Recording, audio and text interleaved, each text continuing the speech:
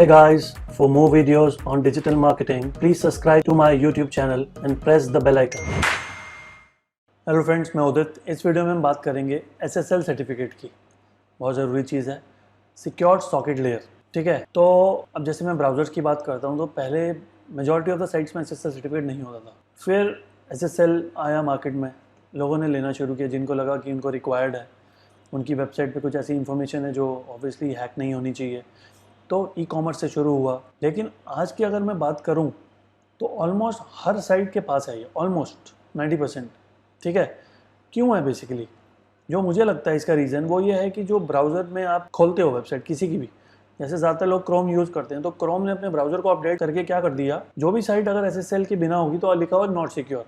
जब यूज़र को दिखेगा नॉट सिक्योर तो इमीडिएटली एग्जिट कर जाएगा, और जैसे ही किसी ने SSL ले लिया तो वो नॉट सिक्योर ऑटोमेटिकली हट जाता है और वहाँ सिक्योर लिखा हुआ आता था पहले, अभी लॉक का सिंबल आता है।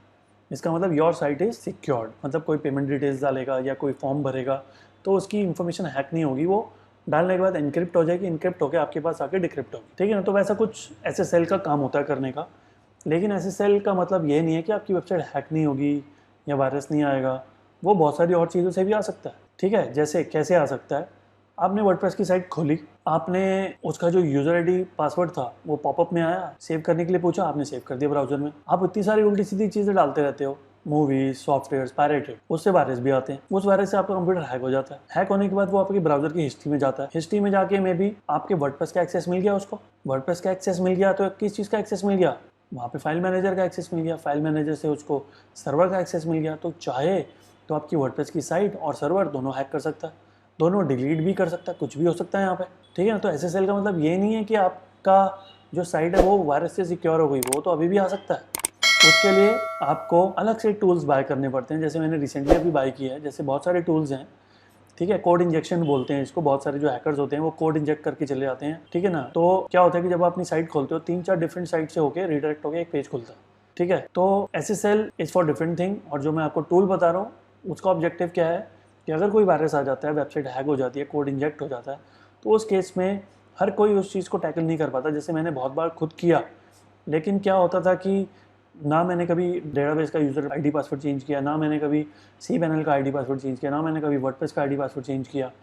तो उससे क्या हुआ कि मैंने ठीक करा, फिर उसके बाद सब डिटेल्स थी वो फिर आया और फिर हैक करके चला गया। अब मैंने एक चीज़ चेंज कर दी, बाकी नहीं करी, वो तो किसी से भी आ जाएगा, उसके पास तो हर चीज़ का एक्सेस हो गया। ठीक है ना, तो जितनी जल्दी मैं वो करता हूँ उतनी देर में वो फिर हैक कर लेता है।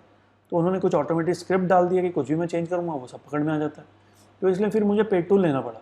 $100 पर ईयर, $200 वाले भी थे, 150 वाले भी थे। लेकिन to start with, to try with, मैंने अभी सस्ते वाला लिया, लेकिन बहुत बढ़िया काम कर रहा है, सपोर्ट भी बहुत अच्छा है। देखो, सस्ता है क्योंकि नया है तो उतने कस्टमर नहीं है, और उतने कस्टमर नहीं है तो सपोर्ट अच्छा है अभी। ठीक है ना, मैंने मेल किया, इमीडिएटली रिवर्ट, रिप्लाई किया, इमीडिएटली रिवर्ट, फिर मैंने रिप्लाई किया, क्वेश्चन पूछा, इमीडिएटली रिवर्ट, और सब कुछ क्लीन कर दिया, और मेरी साइट एकदम बढ़िया चल रही है। ठीक है, जो सिक्योरिटी प्लगइन है उसका नाम है मालकेयर, MALCARE, मालकेयर। बहुत अच्छा प्लगइन है, फ्री भी है। फ्री में सिर्फ डिटेक्ट करेगा, रिमूव नहीं करेगा। मैंने जो लिया प्रो, उसमें डिटेक्ट भी करता है और क्लीन भी करता है, ऑटोमेटिक क्लीनअप है उसके अंदर। ठीक है, जो भी चीज़ हम थीम डालेंगे, प्लगइन डालेंगे, सब मालकेयर से डालते हैं।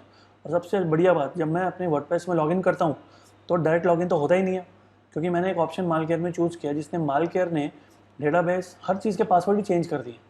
तो मैं डायरेक्ट जाके करता हूँ, होता ही नहीं है। ठीक है, क्योंकि जो मैंने लास्ट क्रिएट किया हुआ तो वो काम ही नहीं करता, मालकेयर ने चेंज कर दिया। ठीक है, तो अब मैं मालकेयर की साइट पे पहले लॉगिन करता हूँ, वहाँ से अपनी साइट का वर्डप्रेस के सिंबल पे क्लिक करता हूँ, वो मुझे बिना किसी लॉगिन के cPanel में एंटर करा देता है। और अगर मैं बंद कर दूँ तो फिर मुझे मालकेयर से ही जाना पड़ता है। तो बेसिकली अब मेरी जो एंट्री है ना, जो मेरा डोर है वो मालकेयर है।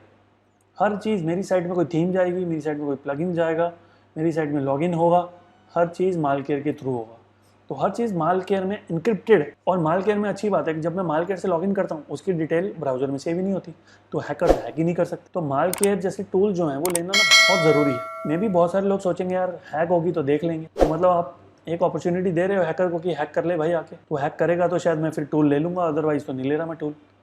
तो ये चीज़ बेसिकली ध्यान रखनी है आप पे। SSL भी ज़रूरी है, उसकी अलग चीज़ें हैं, और जो सिक्योरिटी है वो भी बहुत ज़रूरी है। Security is one of the again Google ranking factor. ठीक है ना, तो कोई भी अगर मालवेयर वाली साइट है, गूगल कस्टमर को सीधा बोल देगा दिस साइट कंटेन्स वायरस। ठीक है ना, तो according to Google however HTTPS only act as a tie breaker.